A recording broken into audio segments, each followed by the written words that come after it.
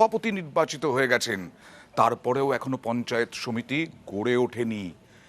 দলের নির্দেশ, মুখ্যমন্ত্রীর নির্দেশের পরেও এখনো সেই পঞ্চায়েত সমিতির সভাপতি নিয়ে চলছে তৃণমূলে দুই গোষ্ঠীর দ্বন্দ্ব, আর পরিষেবা বন্ধ। দেখুন,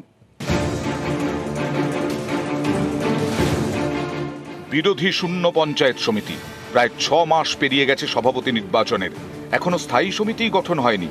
চন্দ্রকোনা 2 পঞ্চায়েত সমিতির এই পরিস্থিতিতে পশ্চিম মেদিনীপুরে জোর শোরগোল। পঞ্চায়েত ভোটে চন্দ্রকোনা 2 পঞ্চায়েত সমিতির 18টি আসনের সব কটিতেই জয়ী হয় তৃণমূল। পঞ্চায়েত সমিতির সভাপতি পদে একজনের নাম পাঠায় দল। দলীয় নির্দেশকে অমান্য করেই আরেকজনকে সভাপতি করা হয়। এই খবর রাজ্য নেতৃত্বের কাছে যেতেই বন্ধ হয়ে যায় স্থায়ী সমিতি গঠনের প্রক্রিয়া। এদিকে স্থায়ী সমিতি গঠন না হওয়ায় এলাকায় উন্নয়নের কাজে ব্যাঘাত ঘটছে বলে দাবি বিরোধীদের। তাদের দাবি, তৃণমূলের গোষ্ঠীদ্বন্দ্বের জেরেই ভুগতে হচ্ছে সাধারণ মানুষকে। এই স্থায়ী সমিতি গঠন না হওয়ার জন্য চন্দ্রকোনার সাধারণ নাগরিক তারা বিভিন্ন সরকারি পরিষেবা থেকে বঞ্চিত হচ্ছে। আর কিছুদিনের ভেতরে পঞ্চায়েত সমিতি না গঠন হলে এই পঞ্চায়েত সমিতির বোর্ডকে ভাঙতে হবে, অপদার্থ সভাপতিকে সরাতে হবে।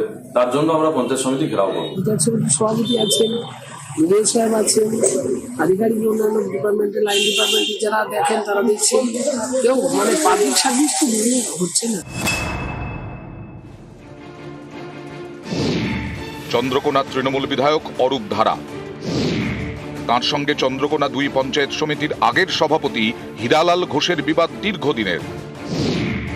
নির্বাচনের পর হীরালাল ঘোষের বদলে সভাপতি হিসেবে ছায়া দলুয়ের নাম পাঠায় দল, যিনি চন্দ্রকোনার প্রাক্তন তৃণমূল বিধায়ক। কিন্তু ভোটাভুটির মাধ্যমে সভাপতি নির্বাচিত হন বিধায়ক অরূপ ধারার অনুগামী বলে পরিচিত অলোক ঘোষ। আমার নামে রেকমেন্ডেশন এসেছিল, দলের একাংশের নেতা সেটাকে অমান্য করেছে দলের কথাকে। আমার কিছু বলার নেই, দল যেটা সিদ্ধান্ত নেবে সেটাই আমার কাছে সিদ্ধান্ত। এ নিয়ে যোগাযোগ করা হয় অলোক ঘোষের সঙ্গে, কিন্তু তিনি কিছুই বলতে চাননি। নেতৃত্বের নির্দেশ অগ্রাহ্য করে অগাস্টে করা হয় সভাপতি নির্বাচন। এ নিয়ে দলের মধ্যে জলঘোলা। গত মাসে কালীঘাটের সাংগঠনিক বৈঠকে দ্রুত এই সমস্যা সমাধানের নির্দেশ দেন তৃণমূলের শীর্ষ নেতৃত্ব। তারপরেও কেটে গেছে বেশ কয়েকটা দিন, এখনো স্থায়ী সমিতি তৈরি হয়নি চন্দ্রকোনায়। দলের সুপ্রিমো তিনি বলেছেন এবং দলের সেনাপতি সম্মানীয় অভিষেক বন্দ্যোপাধ্যায় তিনি আমাদেরকে জানিয়ে দিয়েছেন যাতে আমরা সংশোধিত হই। যে বা যারা এই কাজের সঙ্গে যুক্ত তারা সংশোধিত হলে বিষয়টা অতি সহজেই এটা মিলবে। পশ্চিম মেদিনীপুর থেকে সুকান্ত চক্রবর্তী, নিউজ 18 বাংলা।